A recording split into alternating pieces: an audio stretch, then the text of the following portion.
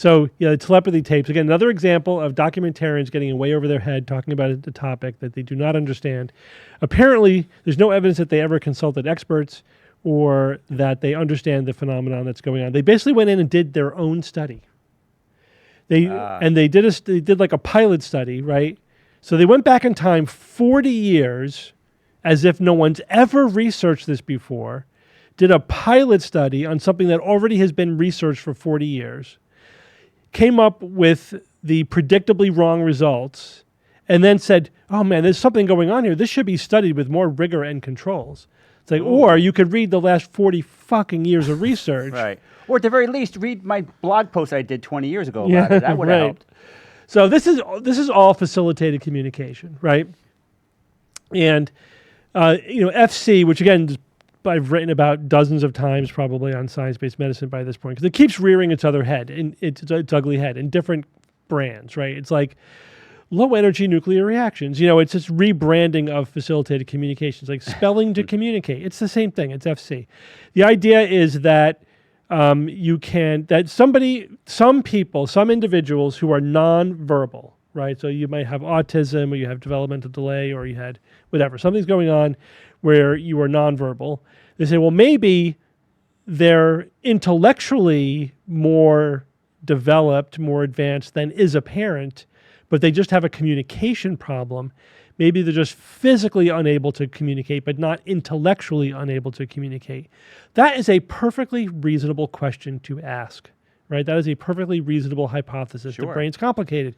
We have this question when patients have brain damage, right? Not a developmental problem, but a brain damage, either a stroke or a traumatic brain injury or whatever. Is their inability to communicate due to the fact that, nobody's home, or is it because they just are physically paralyzed or whatever? So, or maybe they're aphasic. It's an isolated language problem. Here they're saying it's not a language problem, it's not an intellectual problem, it's a physical problem. And if you facilitate the patient, you could get them to communicate. So there's basically two kinds of things you can do. You could say support, like if my right hand is the facilitator, my left hand is the client. So you support the hand of the client, and so then they could move their hand. They're not strong enough to hold it up on their own. So you hold up their hand, and then they move their hand onto a typewriter, onto a letterboard, and they type out their communication. Sure. Sometimes they can't even fully direct their own hand, but they indicate to the facilitator which direction they want to go in, but the facilitator has to help them move to the right key. The other thing you could do is you can hold up a letterboard, right? If you're able to point your finger, you're able to point your finger, it's like, all right, point to the letter you want, but they can sort of move the board to help them get to the letter. Right. Now, sometimes it's the ideomotor effect, right? They're not aware they're doing the movement. It may be completely subconscious. And there were many well-meaning people who believed that this worked, that they found this way to break through to these kids, who were nonverbal autistic or whatever. But then they subjected the technique to blinded trials that were designed to test what we call authorship. Who is the author of the communications? And so when you blind the facilitator to the target information, the effect completely, and I mean 100% vanishes, right? There's the client is unable to communicate when the facilitator is blinded to what they're trying to communicate or to the board itself. In some of the most egregious cases, technically speaking, the client's not even looking at the board. Yeah. Right. So if there's trying to get to my fingers are not where the overlay is. So here's the typewriter, if they're looking over here, you can't one touch type, one finger type, without looking at the keyboard or without looking at the letterboard. It's impossible.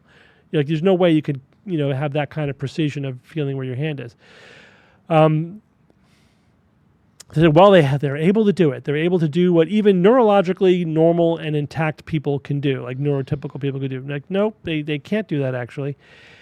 And then so over the years, again, if your outcome is disconnected from reality, right, then it might appear that, oh, these kids, not only can they it's not like they're just barely able to communicate basic ideas. It's like they're writing poetry. They're reading and writing on an advanced level beyond their years, way beyond their education. In some cases, in different languages, And then, so the telepathy tapes is basically the logical extension of this, that not only can they communicate, they can read and write above their age or their grade level. Not only do they have superhuman intellectual capability, they're psychic. They're also psychic. Not only are they psychic, but they are plugged into the Akashic files, right? The cosmic file, store of all information. And apparently they can communicate with each other in this virtual sort of spiritual space. It's like, or they can't do any of that, and this is all just self-deception and facilitated communication all over again. And abuse. It's total abuse. I linked to a Wikipedia page where it goes over all the cases where people were accused of abuse and felonies and rape and whatever based upon testimony that was obtained only through facilitated communication. Wow. So people's lives were destroyed by this. There was also this one famous case where a woman, basically she raped a male client and then claimed he had given consent through facilitated communication. The court didn't buy it. Oh, wow. Yeah. So there's massive demonstrable harm. So it also, contributes to the total cultural phenomenon we're experiencing. Like what you said, Ian, it's like, well, science doesn't know everything. It's like, it's basically like those experts, those scientists say that this is impossible, this is wrong, but here it is, it's happening. So we can comfortably ignore experts. They never know what they're talking about, right? Just experts. Right. So this contributes to the dumbing down, the anti-intellectualism, this overall pseudoscience of society as well. This sort of, anti-scholarship, anti-intellectualism. It's terrible. It's absolutely terrible.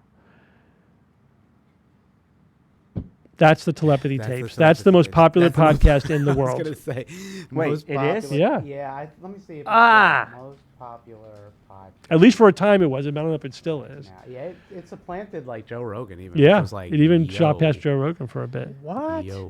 How was... inactivity? Every generation's going to have to learn the same things over and over and over again. Every generation's going to flirt with UFOs and then realize Bigfoot. There's nothing here. Eventually, that I think is just boredom. You can only sustain. Most people can only sustain the belief that a big major revelation's right around the corner for so long. After 4 or 5 years, it kind of gets backburnered. Like they go on to something else. Yeah, so there's the fanatics, the true believers that go. I don't know who Mel Robbins is. Joe Rogan, we know who he is. Brett Cooper, she's like a popular right wing. Theo Vaughn, he's a comedian. Candace Owens, another right winger. Ray William Johnson, he's whatever. Sean Ryan, weird. Call Her Daddy. They're down number 9 now. One. Yeah, down to number 9. But they shot up pretty quickly. Wow. I mean, that's pretty up there. Where are we? Yeah, I think I gotta keep scrolling. Septuple digits. Can you search? I don't think we cracked the top 100. I could probably search. Yeah, I mean, this is also Spotify, so it's a little bit different because like we're probably more popular on Apple than Spotify specifically. Right. But yeah, Good save. Yeah, so I don't have to look it up and feel bad. We were top 50 of the Patreon, podcasts for a while, but then a bunch more popped up that are really, really popular. Bastards.